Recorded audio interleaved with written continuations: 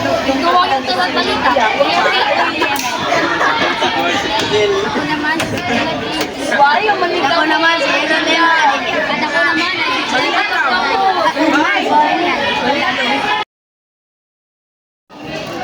Hikayatin ang bawat mamamayan na maging responsable at mapanagot sa paggamit ng social media upang makatulong sa pagpapalaganap ng tama, totoo at makabuluhang impormasyon.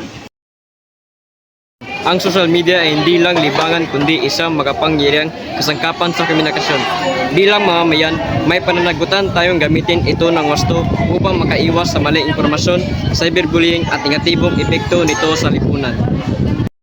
Mo kung totoo, magbahagi lamang ng impormasyon mula sa mapagkakatiwalaang mga pinagkukunan. Huwag basta-basta mag-share ng balita ng walang pagbibirika.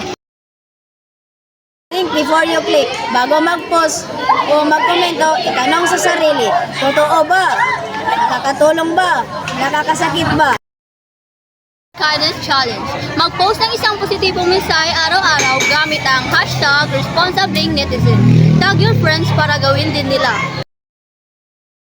Teacher, lingguang tampak ng mga netizen na nagiging hemplo ng pamanagutang paggamit ng social media.